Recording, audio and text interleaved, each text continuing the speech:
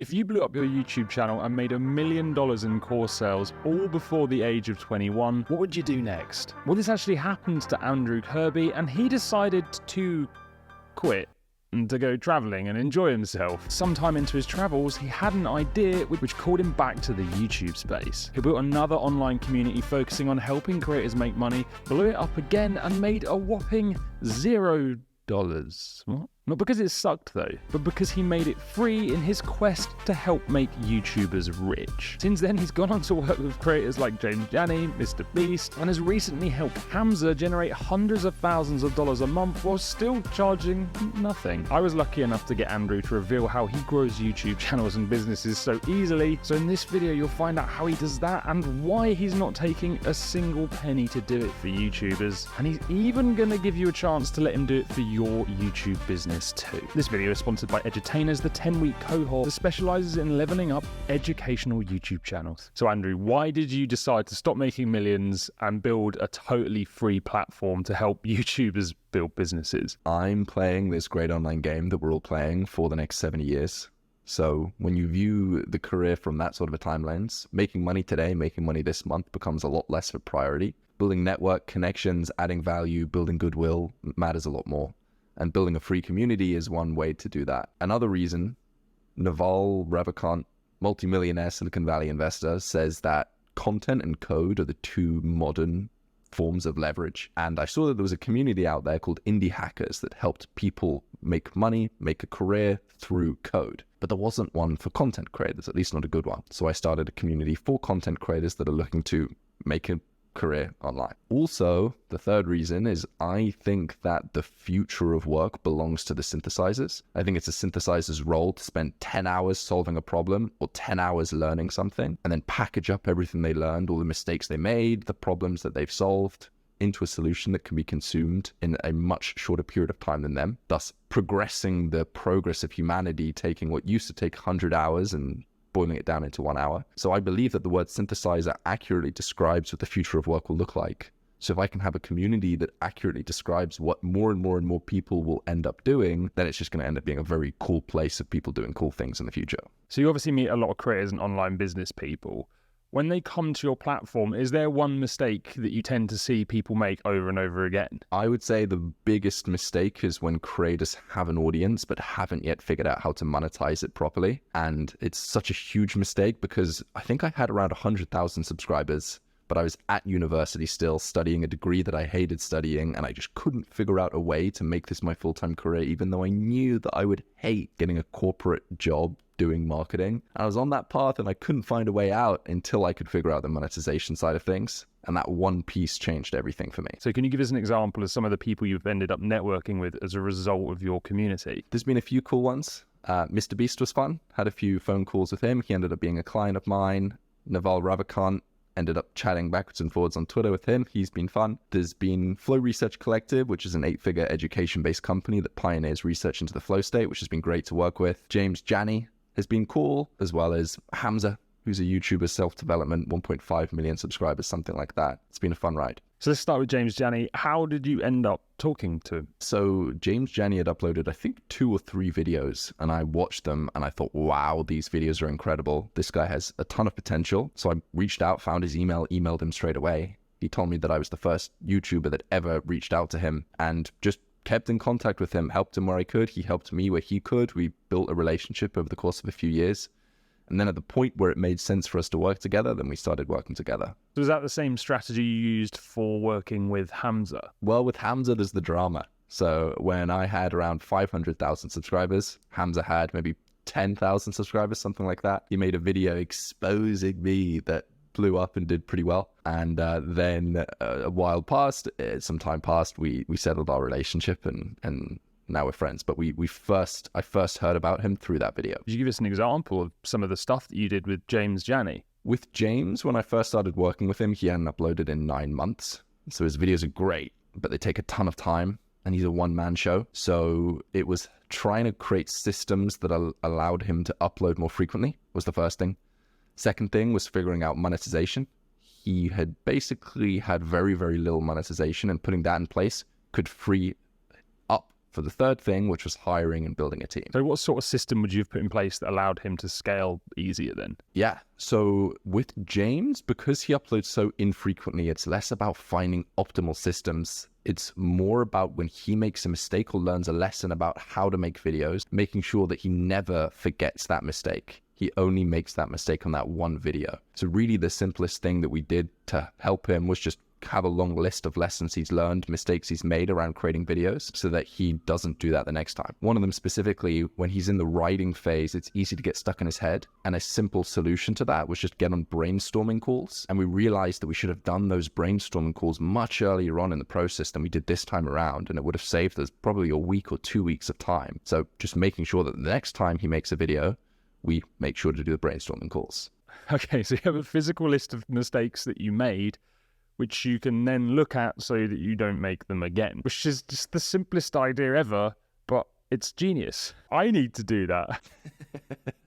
Yeah, it's really, really valuable. And does he have that list like physically on a wall or something so you can reference it quick? It was just a Notion page that was set up by what part of the process he's in. Idea generation, selection, research, writing, recording, editing, motion graphics. So in terms of helping him monetize, what exactly did you help him do? The amount that he was getting paid for sponsored videos was so much less than what he deserved. So a quick win was just negotiating better. And I think the rate like 5x'd on what we were able to get him through sponsored videos. So that was a huge quick one. Then later down the road, he kind of wants to do something similar to what Disney did, but for James Jani. He wants to create a world of physical products, physical locations, all of those sorts of things. But in the short run, the simplest thing that we did was just made a course on how he makes videos. Let's say you're thinking to yourself, I want to make an online course. How do people know that they're ready to do this? And where would they start? I'd say you're ready to do it if you've achieved a transformation that people in your audience want to achieve. So if you've solved a problem in your own life that people in your audience also want to solve in their life, probably if you've solved it, you know a solution better than they do because they haven't solved the problem. Where do you start? You just look at what you've done to solve that problem, and then you try and package that up in a way that makes it repeatable and systematic so that other people can solve that same problem. You've beautifully simplified something. I think a lot of people really overcomplicate there. But here's the question. What if you've not solved something? Everyone solved something. There's no way that someone hasn't solved any problem ever in their life. We solve problems every day. We solve bigger problems every month. And there's 100% things that you're further along on the journey than other people. So there's always something. You just have to find it. Okay, so let's move on to how you helped Hamza generate hundreds of thousands of dollars a month. So by the way, if you're not aware of Hamza, his YouTube channel is unbelievable. He literally does the exact opposite of what you were taught. So he often has like no thumbnail. He makes 2-hour-long videos where he's just ranting with very little editing. Some of his videos do have editing and some of them do have thumbnails, but he often goes very heavily against the grain, and he's grown so fast in one of the most competitive educational niches in the world. I think what he's done is unbelievable, and his community come back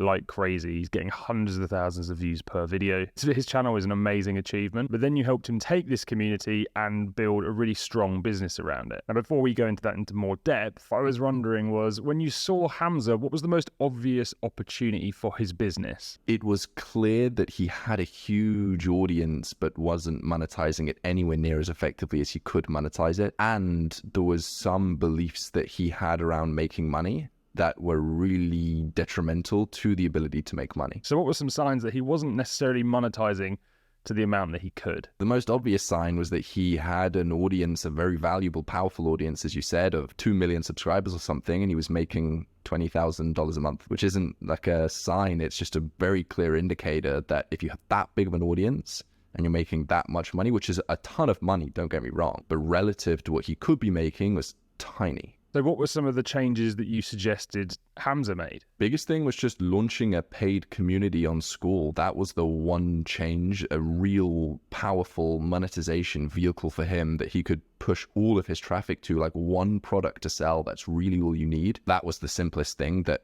got him from $20,000 a month to $200,000 a month. So is that something that he was using before? He didn't have anything before, or he had some like small courses, like 5 different courses that weren't really packaged very well, that were here and there, and just the sales pages weren't very good, and he was never really promoting them because they were not optimal. But when he just had one product that he thought was incredible, that he could trust, that monetized well, and he could push everything towards it. That was the change. So simplifying down his product offering just to one thing allowed him to focus more and make more sales.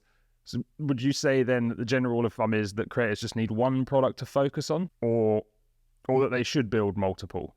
I would definitely start with one. But sometimes to get to the one, you have to explore and you have to do multiple until you find the one that really resonates with the audience, and then just double down on one. I think focus is so powerful, and the more you just focus on one, the better things will be. And then later down the road, I think Hamza should launch a second product. It should be an upsell to the first product. So you can have a second one, but it should be synergistic with the first one. And what I like about you is your approach is very different to a lot of people. So earlier on you said to me, I have 60 years to make money. And when you put it like that, it puts things into perspective. But most people, when they make a new product, they put tons of stakes on it, especially if it's their first. They kind of feel like this is the game-changing, life-changing product I have to get right. But what you've just said makes it pretty clear that actually this is just step one in your journey, and you shouldn't necessarily be too concerned about how well this does, because you're going to learn a lot from it to eventually discover the ultimate product for you. How can people mentally prepare for that when they're making their first sort of digital product or course? Because it is kind of scary. When I was starting out, I did maybe 4 or 5 or 6 different products. The very first product I ever sold was actually an MP3 player. It was a physical MP3 player. I loaded up a journaling course, put it on the MP3 player, and I would ship it out to people. And then after the second product, the third product, the fourth product got better and better and better, until I found the one product that really worked, which was that cohort-based course that helped people beat procrastination. So there's a good phrase that says explore and then exploit. It's very difficult to find the thing you can exploit that can really make a difference in your life until you've explored first. So just realizing it's part of the process to have the failures until you find the thing that really works. I love the way that you think about all of this. And recently you just started working with a company called Flow Research Collective, and they came to you and said, we want you to build a YouTube channel for us. Where do you start with someone like that? What is the first step to help them grow a channel? Really with them, the first step was building a team. They had the budget. They had the unfair advantages of having years worth of scientific research done into the flow state. So they had things to say. They just needed an incredible team of people that were able to take what they already know and package it in a way that's going to perform well on the different social platforms. And how did you go about helping them to build that team? Step 1, find out who they need. Step 2, find out where they are. Step 3, figure out how you can get in contact with them. Step 4, get in contact with them. And then step 5, view the role that you're hiring for like a product that you're selling. That's all it is. It's the same thing. You have to find the person that you think would be great and then make them aware of the benefits that the role that you're offering has to their life, just like you would selling a product. But luckily, the product of Flow Research Collective was a pretty good product because it was a cool team already there, plus they had a budget to spend. So it was an easier sell than a lot of companies. Who did you manage to hire? 3 people straight away. One of them was the video editor, who was the editor for Tony Robbins and Mike Tyson. So big names, incredible editor. We had the videographer, who was the videographer for Tom Bilyeu's podcast, who had also recorded a documentary for Tony Robbins' family. And then we hired the general manager from Ali Abdaal, who has 4 million subscribers. And just bringing all of these A players together and focusing on a specific goal was such a fun process, and it's working out well so far. You've had quite the adventure. You became a YouTuber, then a business person, then made a lot of money, then took time off to enjoy yourself. And then you became a YouTuber again and a business person again. But now you don't really post videos that often, if ever. Do you have any plans on going back to making videos? Probably at some point. It was my first love, and I really see the power and the leverage that can come from it. But it doesn't have to be the main thing at any point in time. Building the YouTube channel has given me an asset that I can continue to use in the rest of my career. I don't have to stay on the treadmill every single week and upload. It's given me tons of opportunities to do a load of other things, and I know that even if I never uploaded a video again, I'd be fine, because now I'm building credibility and building experience and exposing my personal brand in a bunch of other ways, not just through creating YouTube videos. So if you could only pick one of these options for building a business and a lifestyle that you want, what would it be? A YouTube channel and a business, or a network and a business? Now that I have the YouTube, it would be network and business. But if I was starting out again, I think I would probably go the YouTube route. So YouTube can be an amazing way to build a network. But once you have that, you don't necessarily have to keep pumping out content. I think that's a great lesson for a lot of educators to understand. Once you have that personal brand, there is more to life than YouTube. he says, teaching people to grow YouTube channels. So who are you wanting to help next? Feels like I need to call someone out, like I'm in a boxing promo video or something. Who's next? I want Mr. Beast. All right, so maybe I should put this into perspective. Andrew wants to help YouTubers grow businesses for free. So what is the perfect kind of YouTuber for you to work with? It would be the YouTuber that has the best audience but is monetizing it the least effectively, because that's the person that I can help the most. And adding a lot of value in a short period of time is a ton of fun. That's like leverage taken to the extreme. But really, any YouTuber that has 100,000 subscribers or 100,000 followers that isn't monetizing it as effectively as they could be, I would love to help them. And like you said, I'll do it for free. And is there an application process that I can send people to? Just message me on Twitter or go to the community, which is greatonlinegame.com, and send me a DM. I think most people are probably thinking to themselves, hang on a sec, nothing comes for free. Why are you doing this for free, Andrew? There's a few reasons.